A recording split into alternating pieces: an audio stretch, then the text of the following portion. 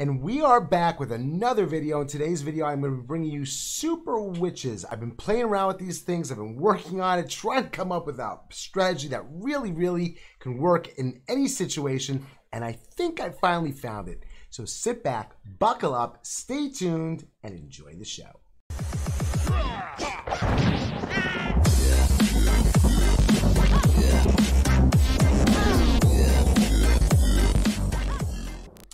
Okay, so here is the first base we're going to be showing in this attack. These are all legend attacks. I did use it in war. Maybe I'll show some war attacks in a different video. But here is the first base that we're showing. So what do you got to know when you're using this strategy? Well, first of all, you got to know that the warden himself is very slow. The super witches themselves are very slow. So we're talking about, this is a very slow attack. I mean, if you could look over there, you see I got 3 minutes left. I haven't even pressed the play button yet. And I've used pretty much every second. And that's the way these things are going. These attacks are really taking between 2 minutes and 25 seconds and 3 minutes to triple with these troops.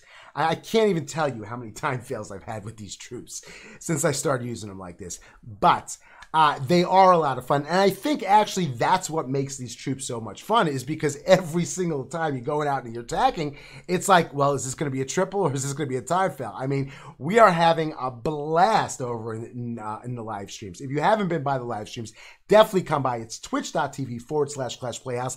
And the link for the Twitch channel is also in the description. You can actually go in there. You can look at all the old streams if you want. But let's get into this attack. What are you looking for when you do this attack? Well, the first part of the attack is basically your warden walk.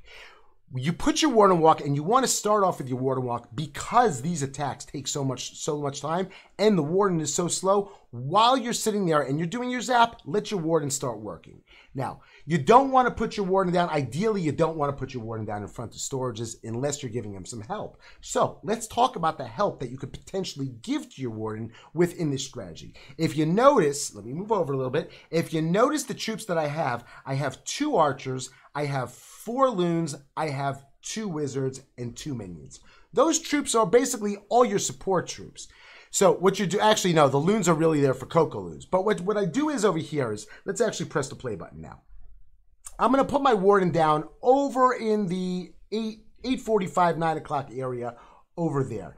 After you drop the warden down, play button. After you drop the warden down, what you're gonna do is then you're gonna zap. Now, what are you zapping? You want to zap something that would hurt the warden tremendously.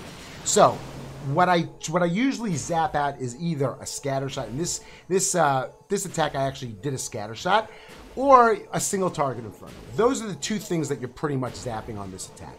Now, as you can see, I brought in a little wizard over there to help that warden out, especially on the storages. The second phase of this attack is normally to put your king and your siege barracks on the outside of the base, the opposite side of the base as the warden. That's where you would put it, and you'd wall break your king inside. The reason why I put my king down over here instead is because you only have 2 jump spells. So you want your first jump spell to get them into the base, deep enough into the base, that you can have another jump spell to get them out of the base. In this one, I would be able to get as far as here with my troops. So I had to switch it up a little bit to make a hole for my troops to go in. Siege barracks. The siege barracks has piggies inside.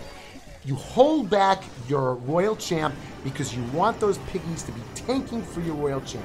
They go in together, and you need that royal champ to live through these attacks because the royal champ is the only speed that you have on this base with all of your troops. The queen is always lagging behind. You have the skellies that are out in front. You have the big boys. I'm sorry, not the skellies. The big boys are out in front, and the witches are, in between the queen and the big boys.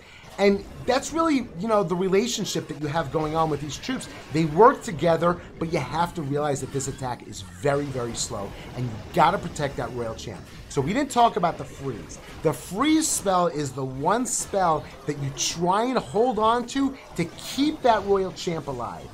Keep the royal champ alive, keep the queen alive, One of those two you gotta keep alive, preferably both, but one of those two you gotta keep alive, because like we said, those two are your speed, your army speed. I mean, there's nothing else here that has any speed to it. You got loons that are slow, you got P.E.K.K.A.s that are slow, you got skellies that are slow. Everything is slow here, so you want to make sure to utilize that freeze properly and put it down to keep those troops alive.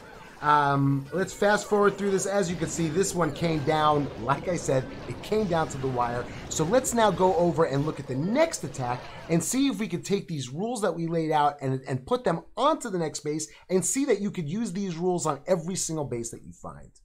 We are on the next base. So what'd we say? I'm going to let it play out. I'll let it play out so while we're talking. I'm going to end up putting the warden down at 6 o'clock. As you can see, I put the warden down at 6 o'clock. Why? Because the two options that I wanted to sit there and take care of is either the 6 o'clock or the 12 o'clock. And the reason why I wanted to take care of those areas is because that was going to be the place that I would have used I would have ended up using my zaps. So I got my warden going in. I'm going to end up using, what did I use to help out with the warden? Use the minions over on the side. Use something on the side. So that's one thing. Now my warden is going over. You want to make sure that warden does go the right way before you drop your king. Because again, the king's got to be on the complete opposite side. And if my warden would start walking the other way, this way, and I put my king down over there, then I would be in trouble. Now, my king is down over there. I am not going to use my wall breakers on this base because there's just no place for me to use my wall breakers on this base. So, but even still, the king and siege barracks are on the complete opposite side. They're establishing that funnel to get those dirty witches and those big boys into this base. So I'm going to use a jump spell over there to get them in the base, and then a jump spell to get them out of the base into this back compartment, which is the other compartment that may be troublesome. As you can see, the piggies are on their way out. The royal champ is right behind those piggies. They have a very nice symbiotic relationship between those two. The piggies end up tanking for the royal champ and continue to move through and help that royal champ. And then pretty much, I mean, you look at this, there's a minute and 20 left, took out half the base, still have all of my troops left. But it's just, it's not a no-brainer. These things could just end at the last, you may be in trouble. These troops are so slow. But as you can see over here, I'm holding on that freeze. The freeze I'm holding on to, I would have used it over there, but there was one of the big boys were over there tanking on that single target. But now I'm going to end up using that Royal Champ ability. Where am I going to use that? There it is. Use it for something. Help that Royal Champ out. Help that Queen out. Use that freeze and make it work. My royal champ ended up dying on here, but what do we got on here? I have a witch over there. I have witches over there with a bunch of big boys on this base. Queen is still there with her ability, and still, as you can see, the time is still going. And there's still a ton left on this base, and that's the way these attacks are going. It is very slow, but it's a lot of fun.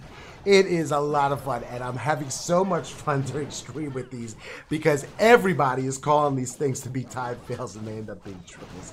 Let's quadruple speed for the last 5 seconds and move over to the last attack in this video and see once again that we are putting the same rules on this attack. We are putting them down for every single base that we find.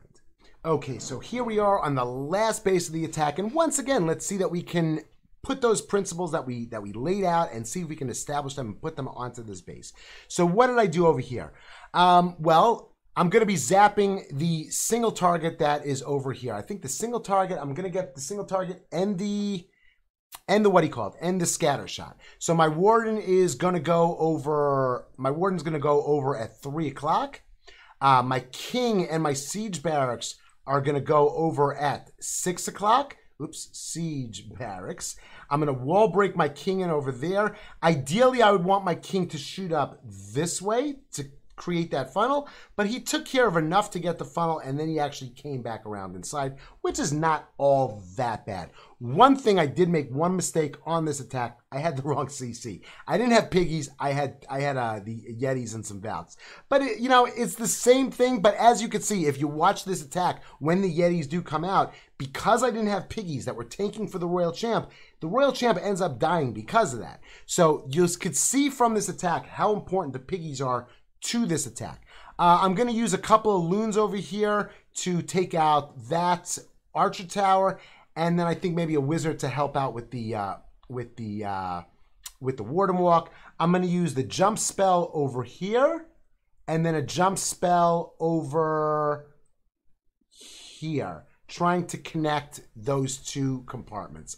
Let's clear this stuff up, press the play button, and just watch it together and try and see if we can enjoy this. Oh my goodness, these troops are so much fun. I'm having a blast with all these things. It's just so weird to try and use all these new troops. Come on, Warden, where you at? Oh, it would help if you press the play button, Abby.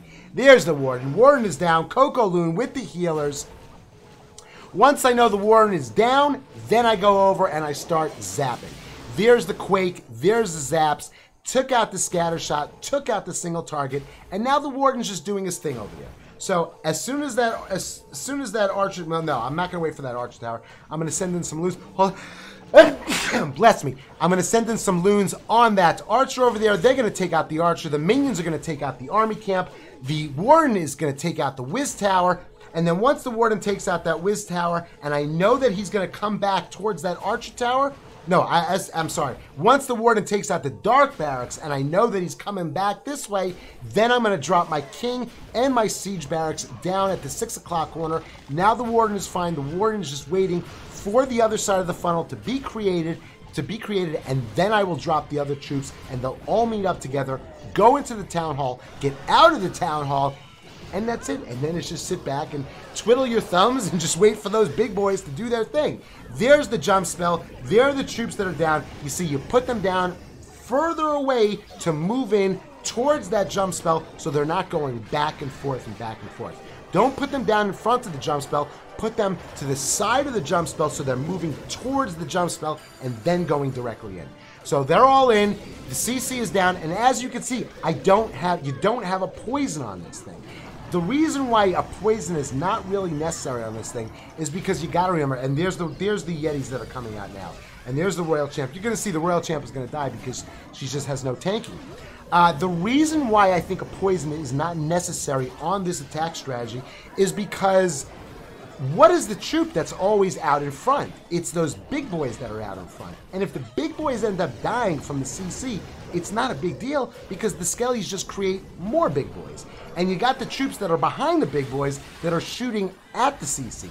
And with these witches or the queen that is behind the big boys, whether it's a ground CC or an air CC, you have no problem because, the witches can handle both. They go both ways. So that's pretty much it. I mean, as you can see, again, it's like a typical attack. You finish the attack, you still have your queen ability. There's like 45 seconds left. You still have 30% of the base to take out.